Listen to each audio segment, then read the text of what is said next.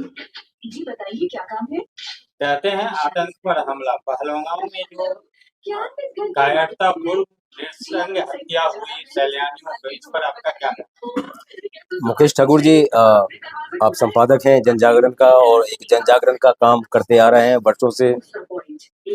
बुराड़ी जागरण, दिल्ली जागरण, राष्ट्र जागरण के लिए हमेशा प्रयत्नशील रहे हैं। एक मीडिया पार्टनर होने के नाते मैं आपको साधुवाद देता हूं कि जिस तरह से गिलहरी भूमिका के तहत आप मुद्दों को, समसामयिक मुद्दों को उठाते रहते हैं। जनता के जनपद पर जन सरोकार। फिलहाल आप पहुंच चुके हैं जम्मू कश्मीर के पहलगांव, और पहलगांव में जो कुछ भी हुआ वो मानवता को शर्मसार करने वाली घटना है। आज मुसलमान कटघरे में है, मुसलमान हिंदू, मुसलमान यहूदी, मुसलमान पारसी, मुसलमान तमाम अन्य धर्मों के लोगों के साथ हर जगह मुसलमान मुसलमान मुसलमान। और मुकेश जी, आपको बताते हुए मुझे शर्म आ रही है कि पूछा गया कि कलमा आप क्या हैं, हिंदू हैं कि मुस्लिम हैं। अगर कोई गलती से अगर हिंदू होते हुए अगर मुस्लिम कहता है तो उसको कलमा पढ़ने के लिए कहा गया।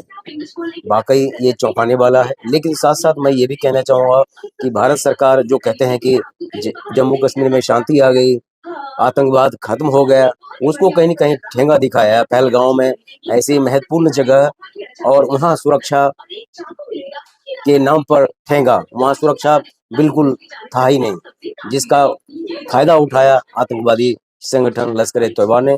और मुझे लगता है कि जिस तरह से दबंगता के साथ, जिस हिम्मत साहस के साथ उसने बर्बरतापूर्ण कुकृत्य किया है, उसमें लग रहा है कि कई महीनों के किया हुआ रैकी का दुष्परिणाम है। अब मुझे लगता है भारत सरकार से टिट फॉर टाइट के तहत कहीं न कहीं हर हालत में और भारतीय जनाक्रोश को ध्यान में रखते हुए सर्जिकल स्ट्राइक की मांग करता है। सिद्धांत संग्राम, जनजागरण, तमाम मीडिया के ग्रुप के लोगों के पास जो आ रहे हैं जनाकांक्षा, जनाक्रोश, उसके तहत मुझे लग रहा है कि भारत सरकार को एक सर्जिकल स्ट्राइक करना चाहिए ताकि लश्कर-ए-तैयबा जैसे अन्य जितने भी संगठन हैं उनके दांत खट्टे हो जाएं, उनकी नानी याद आ जाए, उनको लगे कि वाकई एक बार हाथ उठाने से, एक बार दुस्साहस भरा कदम उठाने से पहले वो इजराइल पे कोई भी अगर आंख उठाता है, आंख दिखाता है तो इजराइल करारा जवाब देता है। लेकिन हमें लगता है कि मोटा भाई यानी गृह मंत्रालय के तहत अमित शाह कोई ठोस कदम उठाए, वो ठोस कदम जो भारत ही नहीं विश्व के तमाम आतंकवाद झेल रहे देशों के लिए एक वरदान, एक प्रेरणा, एक सबक साबित हो।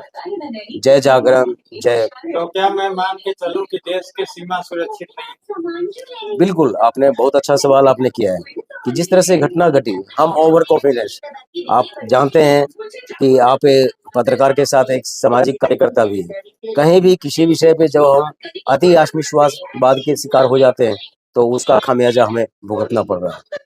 तो वो कहीं न कहीं रॉ की फेल्योरिटी, क्राइम की फेल्योरिटी, जो खुफिया एजेंसी है उसकी फेल्योरिटी, और मुझे तो लगता है कि अजीत डोभाल को चुल्लू भर पानी में डूब के मर जाना चाहिए। किस बात का एनएसए और किस बात का ये दिखाते हैं कि मैं अजीत डोभाल, मैं ये कर दूंगा, मैं वो कर दूंगा। क्या कर दोगे?